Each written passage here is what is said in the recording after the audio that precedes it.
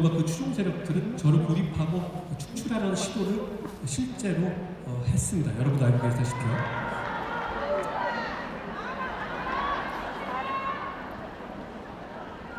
저는 그 상황에서 어떻게든 충돌은 줄이면서도 잘못은 바로잡기 위해서 노력했습니다.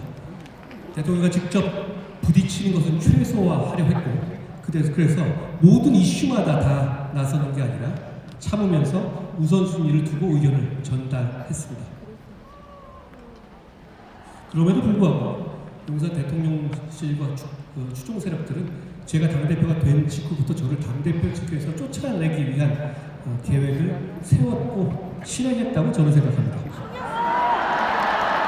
저를 당대표에서 조기 퇴진시키기 위한 김옥균 프로젝트라는 게 실제로 있었고 실행됐던 겁니다. 사실 핵심 실세인 모 의원이 개헌 후에 저에게 이런 얘기를 했어요. 대통령께서 직접 전화가 오셔서 한동훈을 이러한 내용으로 직접 공격하라고 지시를 했고 자신을 시키는 대로 했다고요. 제가 그 얘기 듣고 아니 웃으면서 그거 시킨다고 하는 의원이 뭡니까? 라고 제가 반문했던 기억이 납니다. 그런 과정에서 나온 일이 이번에 저를 제명시키는 구실로 썼던 익명 게시판 사건입니다. 2024년 11월에 익명이 보장된 당의 게시판에 익명이 깨져서 실명이 공개된 일이 발생했죠. 그 일의 배경에 대해서 여러 가지 의심되는 구체적 사정들이 있지만 여기서 말씀드리지는 않겠습니다. 제가 여러분께 이렇게 말씀드리고 싶어요. 걱정 끼쳐도 죄송합니다.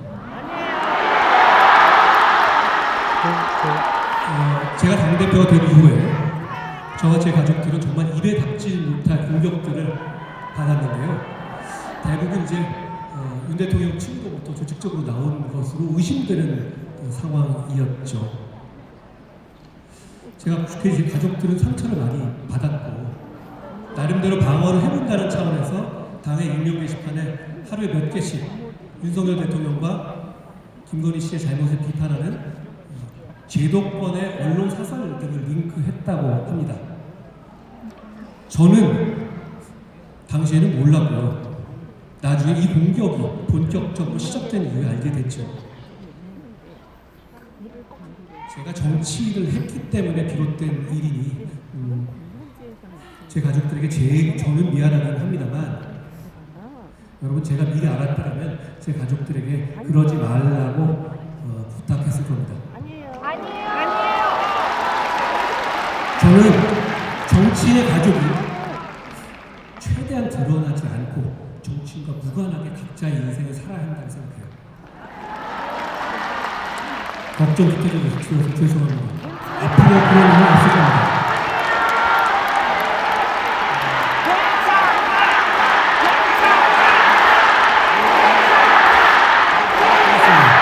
여러분, 이게 사실입니다. 그런데 저를 제명하고 찍어내려는 사람들에게는 사실이 무엇인지는 중요하지가 않습니다. 저를 제명해 두고 하기로 정해두고 진행한 것이 분명한 당의 당감이 윤리위는 제 가족이 쓰지도 않은 글을 제 가족이 쓴 거라고 완전히 조작해서 발표했습니다. 제 가족이 쓴 사설 같은 걸로는 문제 삼을 수 없으니까 조작한 걸로 보여요. 이 부분을 제가 경찰에 직접 고소해서 수사 중입니다. 조작이 드러나니까 이제는 장동혁 대표가 직접 나서서 당감이나 윤리위조차 근거가 없어서 발표하지도 못한 허위 내비셔를 떠들어댑니다. 만약에 그 말이 맞다면 그걸로 제명했어야죠. 여론 조작 전문 제3팀이 있다는 등 조작이 드러나니까 내용이 문제가 아니라 여론 조작이 문제였다는 등 하루에 글 몇 개를 무슨 여론 조작을 한다는 거예요. 언론에 보도되게 했다는 거예요. 그런 근거가 전혀 없습니다. 그런 적도 없고.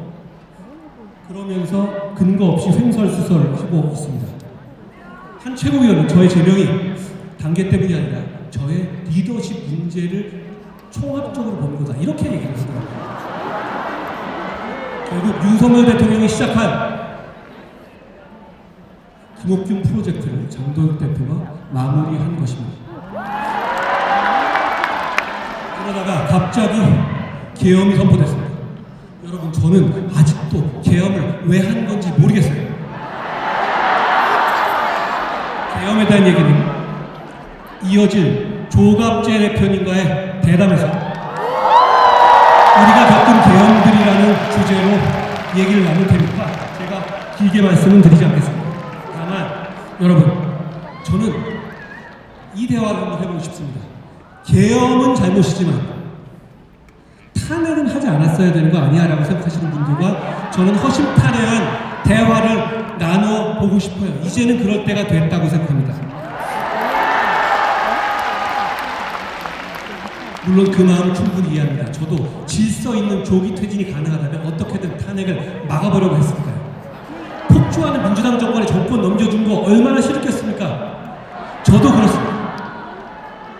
그런데 저는 탄핵을 했더라도 한독수 옹립인이 한식으로 가지 않고 윤어게인 극복했다면 선거에서 충분히 해볼만 했다고 생각합니다.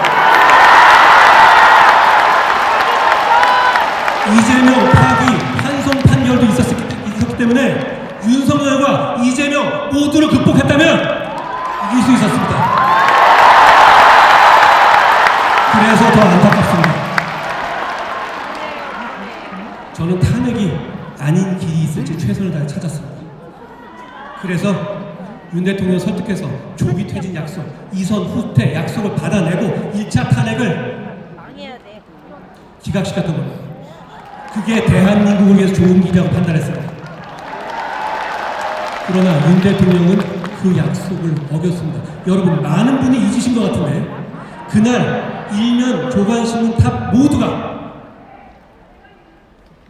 윤석열 대통령이 조기 퇴진을 거부하고 탄핵으로 가겠다는 제목이었던 것을 기억해 주십시오.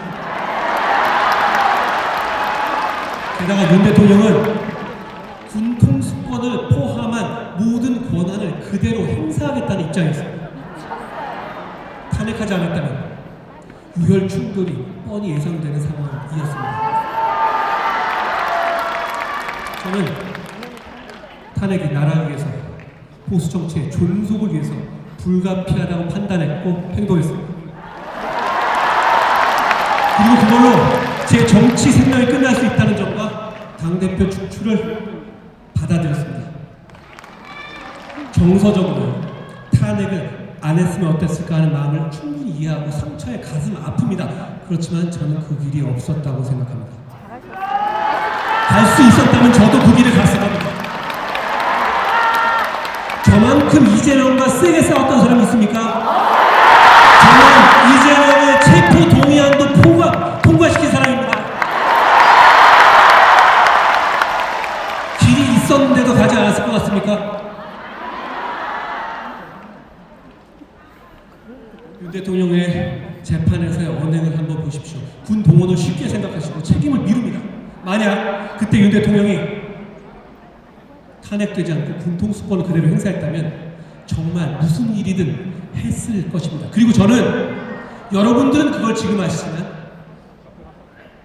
저는 그걸 그때 알고 있었습니다. 그러니 막지 않을 수 없었습니다. 그 탄핵으로 제가 굉장한 고난을 겪을 수 있다는 걸 알 수 있었지만 그래도 나라 망하게 할 수는 없지 않습니까?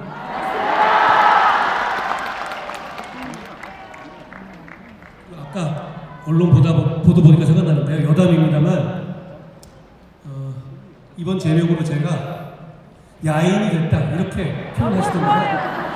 근데 원래 저는 1년 전부터 야인이었습니다.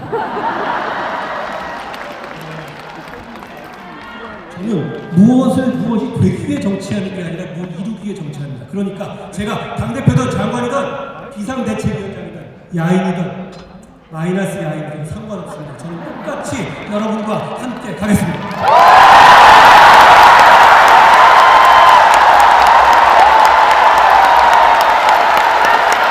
여러분,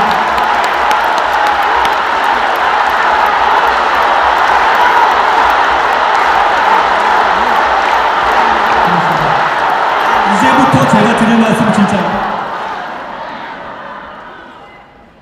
꼭 좋은 정치하겠습니다.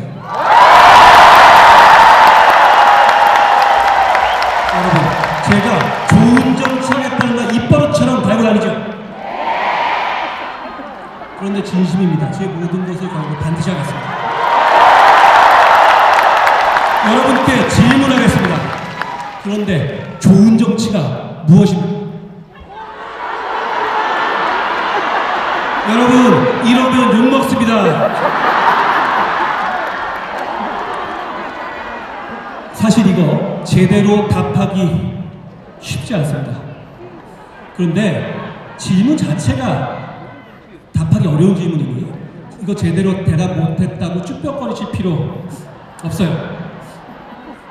쉽게 얘기해서 나라가 잘 되기 위한 정치, 공공선을 위한 정치, 국민을 위한 정치, 뭐 이런 거 좀 벙벙하지만 맞는 말입니다. 정답입니다. 그게 좋은 정치 맞습니다.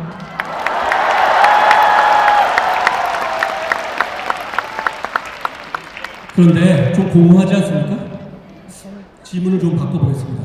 2026년 대한민국에서 이런 좋은 정치를 지켜내기 위해서 꼭 지켜야 내야 될 것이 뭐가 있을까요?